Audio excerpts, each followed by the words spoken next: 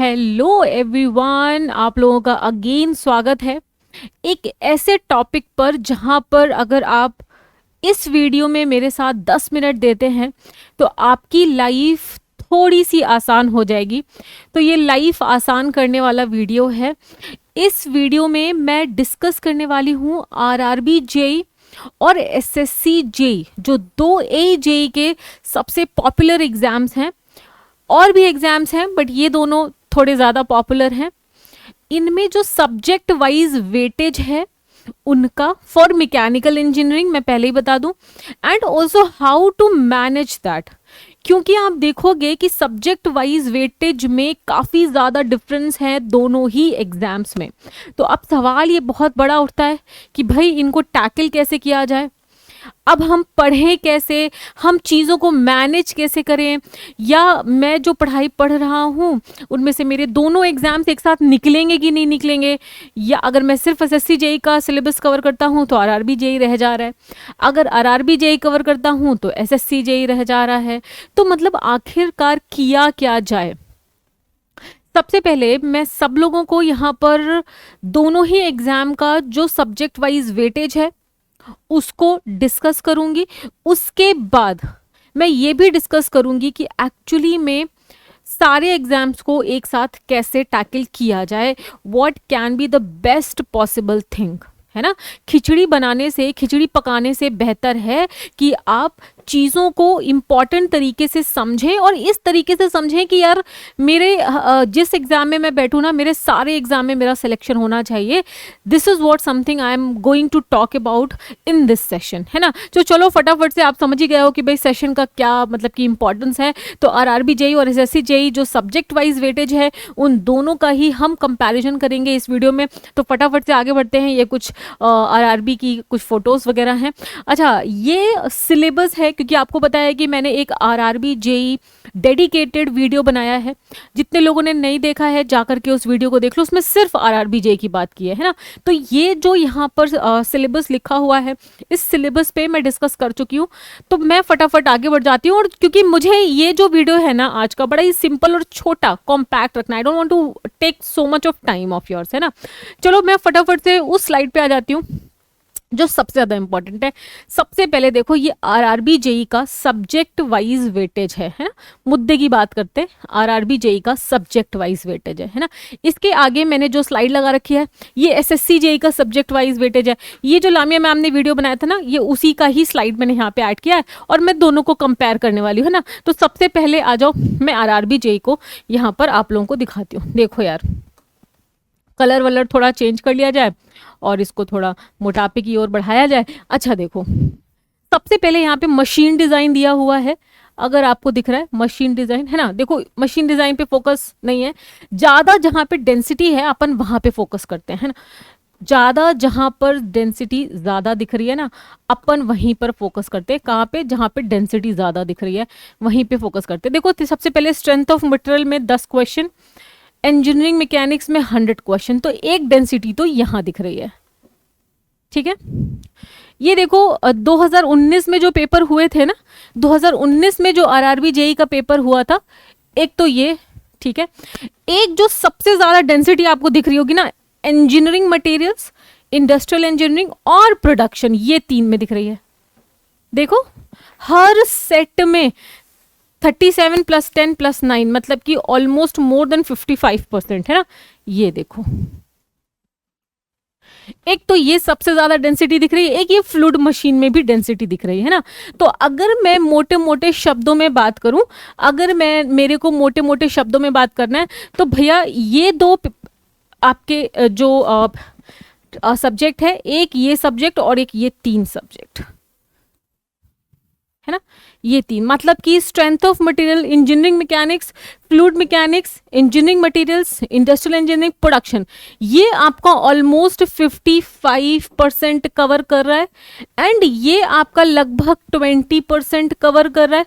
और ये वाला आपका, आप देख लो भाई कितना, 10% मान लीजिए इसको, क्योंकि 100 मार्क्स का पेपर है, तो ये 10% आपका कवर कर रहा है ना। आई थिंक ये पेन दिख नहीं रहा है यहाँ पे, I am so sorry for using this colour, है ना। तो उसके बाद आप नीचे देखोगे आईसी इंजन, पावर प्लांट, और आरएसी, ये तीनों मिलकर के 10% कर रहे हैं। तो मेन जो आपका जा रहा है ना आरआरबी जेई में, मेन जो आपका 55% जा रहा है वो आपका प्रोडक्शन, सबसे ज्यादा प्रोडक्शन देखो 37, 39, 37, 31। अगर इस पूरी लिस्ट में आपको सबसे ज्यादा कुछ दिख रहा होगा तो वो प्रोडक्शन दिख रहा है। उसके बाद आप मटेरियल साइंस को भी ऐड कर लोगे तो मोर देन 40, देखो ये 40, 39 प्लस 8, 50% तो प्रोडक्शन कवर कर रहा है अकेला। 50% प्रोडक्शन कवर कर रहा है अकेला, कहां पर? आरआरबी जेई में, है ना। ये हमें यहाँ पे क्लियर हो गया है। और भी जो सब्जेक्ट हैं तो मतलब देखो 50% आपका क्या कवर कर रहा है? इंजीनियरिंग मटेरियल्स और प्रोडक्शन। उसके बाद strength of material, engineering mechanics और फ्लूइड मशीन्स, ठीक है। इतना ये कवर कर रहा है आरआरबी जे में, हमें ये दिख रहा है कि ये इंपॉर्टेंट है। अगर मैं 50% कवर करूंगा, strength of material, fluid machining ये कवर कर लूंगा तो लगभग 70% सिलेबस मेरा कवर हो जाएगा। ये सब देखने की ज़्यादा ज़रूरत नहीं है। एक तो ये फ्लूइड मशीनरी और ये थर्मोडायनेमिक्स में बहुत ही कम क्वेश्चन है, देखना ज़रूरी है। मशीन डिज़ाइन में भी काफ़ी कम क्वेश्चन है। लेकिन अभी आ जाओ एसएससी जेई में, एसएससी जेई का भी तो देख लेते हैं ना, वो भी इंपॉर्टेंट है। देखो यार एसएससी जेई में फ्लूइड मैकेनिक्स में भैया 23 से 24 क्वेश्चन, थर्मोडायनेमिक्स में 8 से 10, देखो मैम ने पहले ही उसको हरा कर रखा है। और पावर प्लांट में 22 से 23 और आईसी इंजन में 12 से 13। ये आपका मतलब समझ रहे हो, ऑलमोस्ट 50% से ज्यादा आपका अब ये सिलेबस कवर करता है। अब यहाँ प्रोडक्शन आप देखोगे 9 से 10, मतलब 10% प्रोडक्शन कवर कर रहा है। मशीन डिजाइन से तो भैया 0 ही आ रहा है, स्ट्रेंथ ऑफ मटेरियल बचा मशीन डिजाइन और ये इंजीनियरिंग मैकेनिक्स। तो आप समझ रहे हो, अगर आप एसएससी जेई पे ध्यान देंगे तो 50% से ज़्यादा वो सिलेबस कवर कर रहा है जो आरआरबी जेई में नहीं कर रहा है। और अगर आरआरबी जेई देखेंगे तो 50% तो प्रोडक्शन और मटेरियल साइंस है, और यहाँ एसएससी जेई में देखोगे प्रोडक्शन बहुत कम पूछा गया है। समझ रहे हो?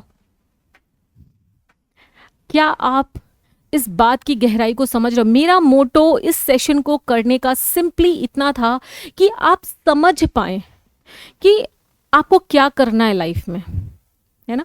तो अब बहुत बड़ा सवाल सामने आता है कि करना क्या है ना, कि मुझे सिलेबस कैसे कवर करना है, मुझे एसएससी जेई करना है कि मुझे आरआरबी जेई करना है, कि मुझे स्टेट लेवल के पीएससी लेवल के पेपर्स करने हैं, कि मुझे क्या करना है लाइफ में। अब सबसे बड़ा सवाल ये पैदा होता है ना। तो मैं बहुत ही सिंपल लैंग्वेज में और पॉइंट वाइज इस क्वेश्चन को कवर कर रही हूँ। यहाँ पर आप लोगों के सामने मैं अपना ओपिनियन दे रही हूँ। मैंने भी एसएससी जेई एग्जाम दिया है, उसके अलावा गेट दिया है। मैंने आई मीन अपनी लाइफ का 2 साल इस प्रिपरेशन में दिया है। And I have whatever experience I have got and whatever problem students are facing, मैं उन बारे में डिस्कस करूंगी पॉइंट वाइज और बहुत ही सिंपल लैंग्वेज में, और खुद को उस पॉइंट पे रख के वो बातें मैं आपको बोलूंगी, है ना। ऐसा नहीं है, I am not a teacher right now, I am a student who is facing that problem, और उस प्रॉब्लम का एज अ टीचर मैं आपको अब जवाब देना चाहती हूँ। सबसे पहले कैटेगरी वाइज मैं स्टूडेंट को डिवाइड कर देती हूँ डियर। सबसे पहले कैटेगरी में मैं उन स्टूडेंट्स को डालती हूँ जो डिप्लोमा या बीटेक मतलब कर रहे हैं या कर चुके हैं और हाल में ही किए हैं, मतलब साल भर में ही लास्ट ईयर किया है या चल रहा है। उन स्टूडेंट्स को मेरा सजेशन ये है कि आप एजेई, सारे के सारे एजेई एग्जाम्स को कवर करिए। आप ये पूरा सिलेबस पढ़िए। ये बात मैं पहले भी डिस्कस की हूँ किसी एक वीडियो में, मैं आज यहाँ पर इस वीडियो में फिर से बोल रही हूँ। आप ये पूरा का पूरा, मैं आपसे ये कहती हूँ कि ये आप जब प्रिपरेशन करना स्टार्ट कर रहे हो ना तो ये पता है आपको, लेकिन ऐसा नहीं है कि आरआरबी जेई पढ़ना है तो ये नहीं पढ़ना है, या ये पढ़ना है तो प्रोडक्शन नहीं पढ़ना है, ऐसे नहीं। आप ये पूरा कवर करो। क्यों? क्योंकि अभी आप डिप्लोमा कर रहे हो या अभी आप डिप्लोमा से बाहर निकले हो, तो आप किसी एक एग्जाम स्पेसिफिक नहीं, क्योंकि अगर आप डिप्लोमा कर रहे हो तो सबसे बड़ा टेंशन क्या होता है? नौकरी मिले, है ना। मैक्सिमम लोगों का ये होता है नौकरी मिले। 95% लोगों की बात कर रही हूँ। ये सबसे पहली बात होती है कि मुझे नौकरी चाहिए, चाहे वो एसएससी जेई मिले, चाहे मैं आरआरबी जेई में मिले, चाहे मुझे स्टेट लेवल के ए जेई में मिले, मुझे नौकरी चाहिए, मैं जाऊँगा और ज्वाइन कर लूँगा। 5% के जो लोग हैं उनकी बात नहीं कर रही हूँ। अगर आप ऐसे स्टूडेंट हैं जो नौकरी चाहते हैं तो डियर ये कवर करो, मतलब कि पूरा का पूरा सिलेबस, हर एक सब्जेक्ट आप कवर करिए। एक मास्टर बैच को चुनिए। उसके बाद अगर आरआरबी जेई का नोटिफिकेशन आता है तो आप प्रोडक्शन ज़्यादा इंपॉर्टेंट है ना, तो ये जो पढ़ रखा है उसमें से प्रोडक्शन पे ज़्यादा फोकस करना है और 1 महीने ज़्यादा पढ़ाई प्रोडक्शन की करनी है, उन वेटेज वाले सब्जेक्ट्स की करनी है जो ज़्यादा आ रहे हैं, और जाके पेपर देना है, सिलेक्शन होगा। उसके बाद एसएससी जेई का एग्जाम आ रहा है, 1 महीने में आपको ये जो पढ़ रखा है ऑलरेडी उसमें से जो ज़्यादा मैक्सिमम सब्जेक्ट वाइज वेटेज है उसको पढ़ना और दे देना, पेपर सिलेक्शन हो जाएगा। या स्टेट लेवल के यूपी पीएससी के आते हैं, राजस्थान, बिहार, महाराष्ट्र, मध्य प्रदेश, हर एक स्टेट लेवल का जेई एग्जाम हो रहा है। आप जाओ एक बार सब्जेक्ट वाइज वेटेज देखो, ये जो पढ़ लगा जगह पेपर दो, तो आपके पास एक ब्रॉडर पर्सपेक्टिव खुल जाएगा।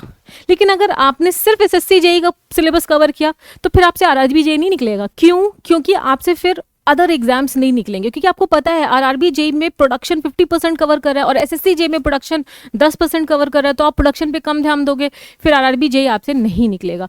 तो मेरा कहने का मतलब ये है कि अगर आप अभी डिप्लोमा या बीटेक के फ्रेशर्स हैं या स्टूडेंट्स हैं जो अभी एंटर कर रहे हैं कॉम्पिटिटिव एग्जामिनेशन की फील्ड में, तो आप ये पूरा कवर करिए। Don't be focused only on single exam, ठीक है। एक तो ये कैटेगरी के स्टूडेंट्स हो गए।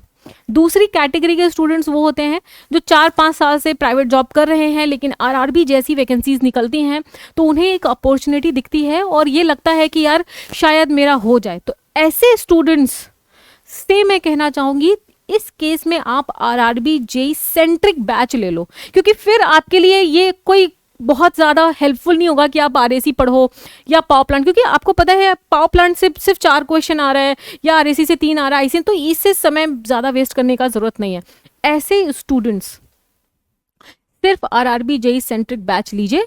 बाकी सारे जो स्टूडेंट्स हैं जो कि अभी अपने दिल में एक इच्छा रखते हैं कि मुझको गवर्नमेंट नौकरी चाहिए है, तो डियर आप सब कुछ पढ़ो। मेरी सजेशन ये है आप सब कुछ पढ़ो और फिर एग्जाम्स जो मैंने ये बनाया है ना, तो मैं अगर आप ये अगर आप सोच रहे हो ना कि यार ये कैसे पॉसिबल होगा, ये डियर डेफिनेटली पॉसिबल है, क्योंकि you have to learn everything and you have to be prepared for each and every exam. आपको अपने आप को ब्रॉडर अपॉर्चुनिटी की तरफ खोलना ही पड़ेगा, अदरवाइज एक एग्जाम फोकस करोगे, अगर उसमें कुछ भी अनलकली गड़बड़ होता है तो आप डिप्रेशन का शिकार हो सकते हो या आपको टेंशन हो सकती है। इसी वजह से मैं आपको सजेस्ट कर रही हूँ ब्रॉडर पर्सपेक्टिव को चूज करिए। अपने आप को अगर नौकरी चाहिए है, अपने आप को हर एक एग्जाम के लिए तैयार रखिए कि भाई अगर वैकेंसी निकलेगा तो मैं इस एग्जाम को दूंगा। और you have to prepare yourself from the very first day.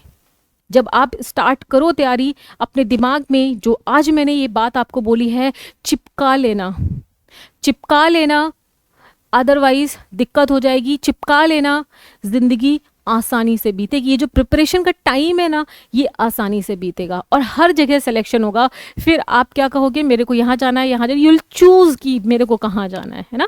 So this is all about today session. मैंने आपको बता दिया भाई किसके लिए क्या।